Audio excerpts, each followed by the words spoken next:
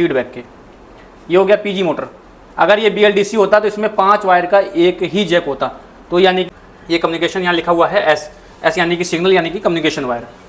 Signal हो गया, face हो गया, न्यूट्रल हैं। AC वोल्टेज पे हम क्लैम्प मीटर को सेट करते हैं, एक प्रॉप रखते हैं न्यूट्रल पे और दूसरी प्रॉप से तीनों पॉइंटों पे चेक करते हैं, तो हमको सेम।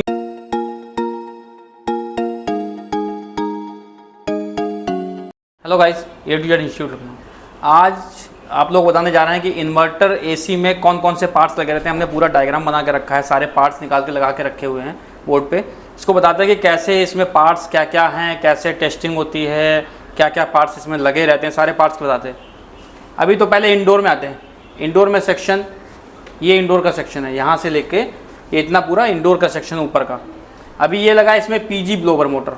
PG ब्लोवर मोटर की पहचान है कि इसमें ये 3 वायर, ये कॉमन रनिंग स्टार्टिंग और ये इसमें 3 वायर। इसके अंदर से देख सकते हैं 6 वायर आ रहे हैं, 2 जैक आ रहे हैं, 3 वायर ये और 3 वायर ये। इन 3 वायरों में कॉमन रनिंग स्टार्टिंग और ये 3 वायर फीडबैक के। ये हो गया PG मोटर। अगर ये BLDC होता तो इसमें 5 वायर का एक ही जैक होता, तो यानी कि BLDC मोटर। BLDC मोटर का मतलब होता है कि DC मोटर से DC वोल्टेज से चलना, यानी कि 310 वोल्ट 300 वोल्ट DC से चलना। और PG मोटर जो है वो 220 वोल्ट AC से चलता है। ये तो हो गया PG मोटर। उसके बाद लगी स्विंग मोटर।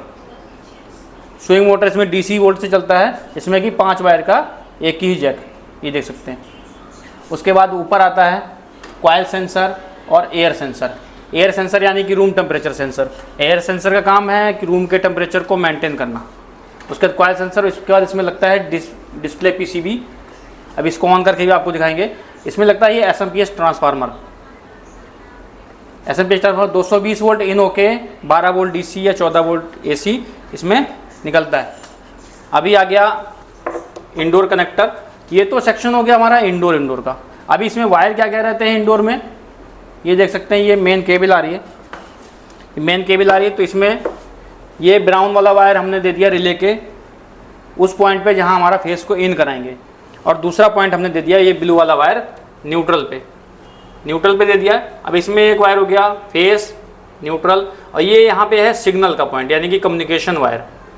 ये कम्युनिकेशन यहाँ लिखा हुआ है एस यानी कि सिग्नल यानी कि कम्युनिकेशन वायर। सिग्नल हो गया, फेस हो गया, न्यूट्रल हो गया। अब जो रिले से आउटपुट आएगा उसको बोल देंगे L पॉइंट, L यानी कि लाइन पॉइंट। अब यहाँ आएगा लाइन, सिग्नल का जो आउटपुट आ रहा है S, और न्यूट्रल आउटपुट। यहाँ से 3 वायर उठ के जाते हैं हमारे, जो नीचे जाते हैं कि आउटडोर के ऊपर। अगर यहाँ से कम्युनिकेशन यहाँ तक नहीं जाता है तो ये आउटडोर PCB क्या होती है, आउटडोर ऑन नहीं होता है। आउटडोर ऑन नहीं होने का मतलब ना तो फैन चलेगा ना ही कंप्रेसर चलेगा। इसका कम्युनिकेशन आता है, कम्युनिकेशन एरर कई सारे, जैसे LG में आता है CH05 करके।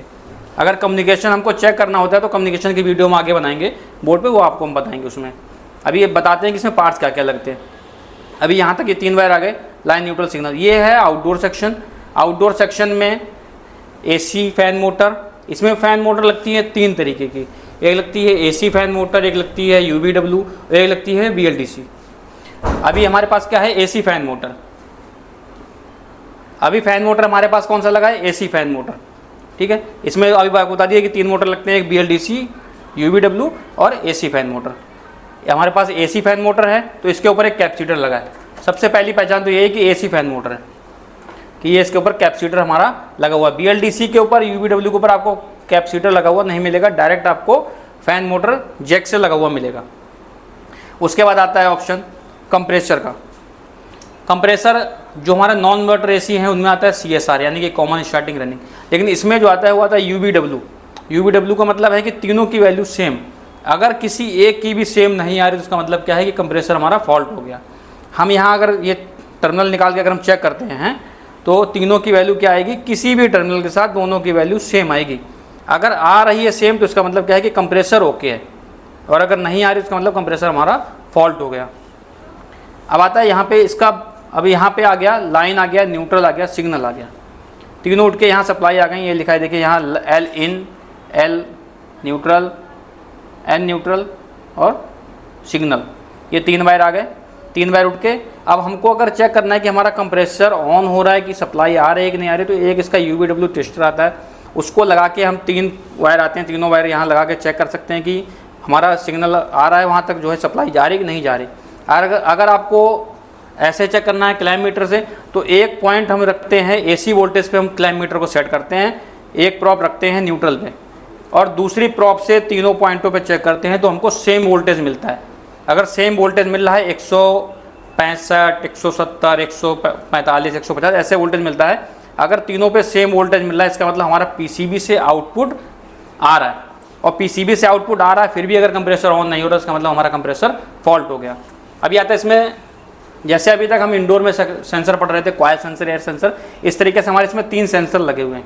एक तो एम्बिएंट टेम्परेचर सेंसर जो कि हमारे कंडेंसर कॉइल के बाहर के साइड में लगा रहता है, जो कि टेम्परेचर को सेंस करता है।